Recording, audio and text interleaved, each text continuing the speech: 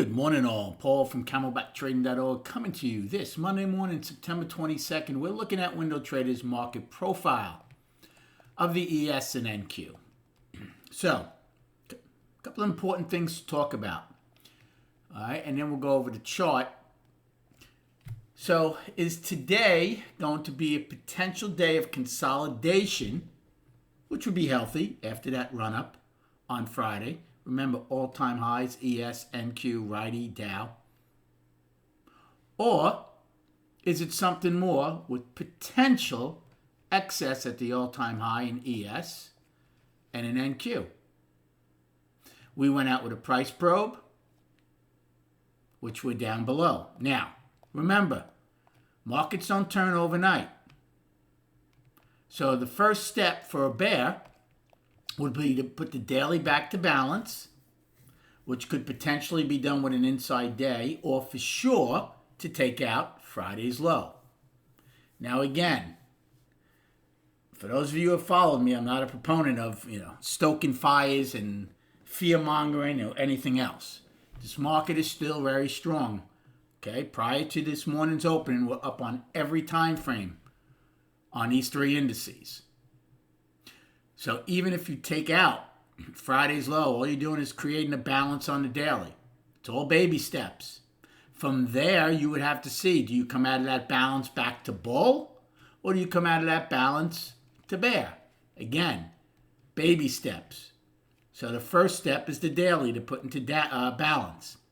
The second step would be to put the daily down and then the weekly to balance. See how this goes? You've seen the monthly chart. Right, I'm talking about potential all-time excess. Meanwhile, when we look at the chart, you're going to see we're getting further distance away from previous monthly highs. Doesn't turn overnight. However, it's also not something to totally ignore. Right? We basically had, and I didn't mark this, price spike, even though NQ didn't hold trend Friday the way ES did. This is a price spike that held. M took back the singles, and then that's it. In fact, I got to mark that. So that's important. If we open below the base of that price spike, well, that's a nuance at least for the intraday and the daily time frame. It does. You always want to know both sides of what the market is doing. Okay? So now, again, there's 90 minutes to go prior to the opening. Obviously, we talk about hump levels. Well, the hump level for the bulls today, where we're trading, would be what? Obviously, Friday's low.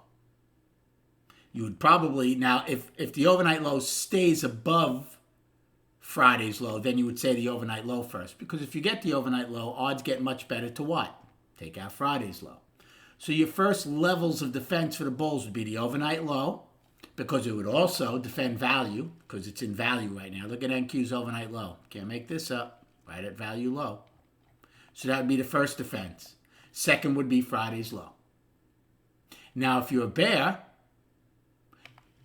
because we're trading down at these levels, you would now want to defend if the market pushes up anywhere where the price market spiked from, basically in ES, which is K's high, and in NQ, which is G's high, above that. Those are your two lines right now, the bigger picture lines for our intraday into more MGI forms. Now, the overnight is 100% short. But again, we always reference that by saying a lot of that could be what? Longs liquidating after the move on Friday. Okay, all things to keep in mind. That's why I strongly suggest joining this trading room so you can see it as it's happening real time. Now, let's go to the chart. So after just saying we have possible excess, I show you this and you say, what are you, out of your mind, Paul? But again, it's baby steps. Obviously, the monthly can't turn until what? The daily starts turning. Well, maybe that excess will help it. We don't know yet. The market's so strong now, I'm still not convinced that excess holds. But you never know. Okay? So right now, the monthly is extremely healthy, as is the weekly. because we're one time framing up for 2 weeks. And then the daily, which would be the first one to turn, is also up. Now remember, SPY had an inside day because of the dividend. Okay? So we'll see how they come out of that to see if they go totally bull again or roll over and stay balanced. Because they were ex-dividend, I would be using ES, believe it or not, to see if the market has the inside day and or what kind of balance we would form if we take out Friday's low. Almost 98 million shares on Friday, so good volume, which isn't unexpected with an expiration like that. Nothing out today, which is nice. There's a lot of garbage out there and out throughout the week, including GDP and PCE on Friday, and a million Fed speakers.